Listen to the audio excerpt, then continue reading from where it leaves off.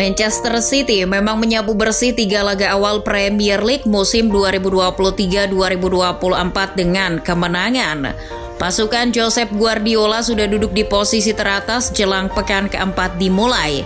Namun dalam 2 laga menghadapi Newcastle United dan Sheffield United, Manchester City terlihat kesulitan. Bukan hanya karena ketidakberadaan Guardiola di tepi lapangan, tapi gol-gol The Citizens terbilang seret. Mesin golnya, yakni Erling Haaland, seolah lupa caranya mencetak gol. Kevin De Bruyne yang absen disinyalir menjadi penyebabnya. Absennya pemain Belgia itu membuat suplai bola ke Haaland atau striker City lainnya tersendat. Pemain Belgia itu memasuki musim baru dengan cara yang kurang enak. Kevin De Bruyne harus menepi setelah pada laga pertama kontra Burnley mengalami cedera yang kabarnya cukup serius. Menurut laporan The Guardian, seperti yang disampaikan Josep Guardiola, De Bruyne mengalami cedera hamstring dan harus ditarik keluar pada menit ke-23 di laga kontra Burnley. Usai Piala Super UEFA pada 17 Agustus lalu, dilansir NBC Sports, Guardiola mengatakan bahwa De Bruyne perlu menjalani operasi akibat cederanya itu. Alhasil, pemain timnas Belgia itu harus beristirahat cukup lama. Saya tidak tahu, mungkin ini akan memakan waktu 3 atau 4 bulan. Cederanya De Bruyne menjadi pukulan telak bagi The Citizens. Hal itu bahkan diakui sendiri oleh sang entrenador. Guardiola masih punya alternatif lain untuk menggantikan peran Kevin De Bruyne. Namun perihal keterampilan dan bakat, De Bruyne memang sulit tergantikan. Ini bukan kali pertama City kehilangan De Bruyne, tapi kehilangannya di awal musim. Ayolah, ini semacam petaka buat The Citizens. Konsep yang sudah disusun Guardiola di musim ini bisa jadi berantakan karena pemain vitalnya itu absen cukup lama. Memang, De Bruyne bisa saja pulih lebih cepat, tapi itu tetap saja membutuhkan waktu. Selama ini permainan The Citizens sangat bergantung pada Kevin De Bruyne, terutama para penyerangnya. Haaland bisa tampil menakjubkan di musim pertamanya itu pun berkat De Bruyne. Dengan absennya pemain Belgia itu, tidak ada pemain yang mendapatkan dampak besar selain Erling Haaland. Walau bagaimana, perpaduan Haaland De Bruyne musim lalu mematikan. Kolaborasi keduanya bisa menciptakan 25 peluang musim lalu. Perpaduan antara De Bruyne yang berkaki kanan dan Haaland yang berkaki kiri sering pula menghasilkan gol di tiang belakang. Ex-pemain Arsenal, Thierry Henry pernah menguraikan bagaimana perpaduan Haaland dan De Bruyne ini musim lalu. Kita semua tahu De Bruyne selalu bisa menemukan posisi Haaland dengan cara apapun. Kami tahu dia suka melakukan gerakan tiba-tiba. Pemain yang musim lalu mengemas 18 assist di Liga Inggris itu juga ruh permainan Manchester City. De Bruyne adalah dirijen dari orkestra permainan City. Ketika dia menguasai bola, para pemain lainnya pasti akan diinstruksikan oleh Guardiola untuk mencari ruang di mana De Bruyne bisa melepaskan umpan. Dan lawan akan kesulitan untuk menebak kemana umpan De Bruyne itu akan berlabuh. Tak ayal kalau selain dengan Haaland, De Bruyne juga bisa menciptakan peluang lewat kolaborasi dengan pemain lain seperti Jack Grealish, Rodrigo, sampai Phil Foden. Makanya ketika De Bruyne absen, penampilan Manchester City kurang menggigit bahkan kala menghadapi tim selevel Sheffield United.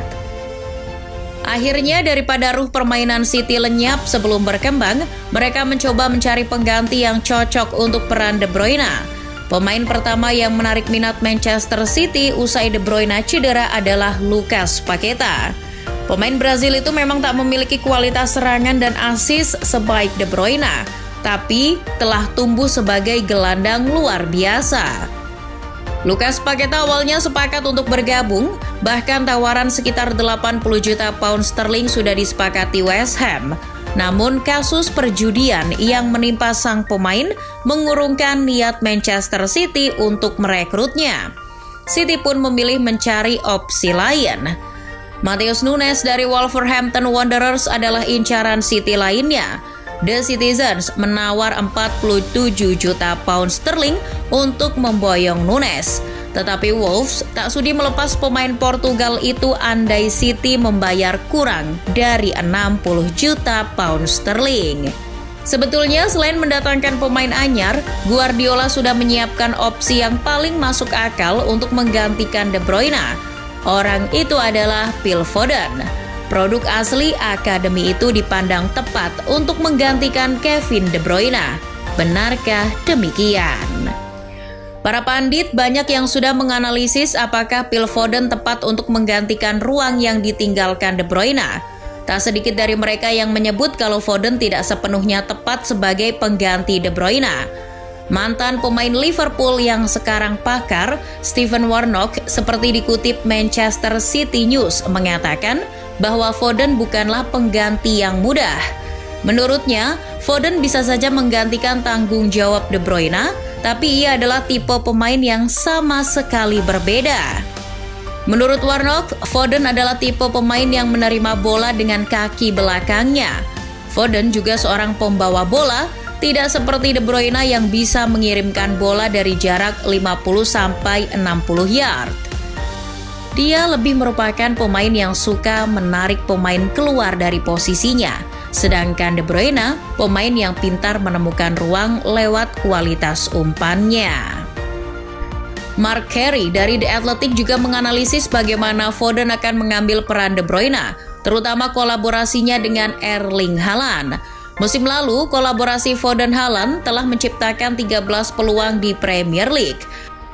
Angka itu bahkan hanya separuh lebih sedikit dari jumlah peluang yang diciptakan De Bruyne-Haaland.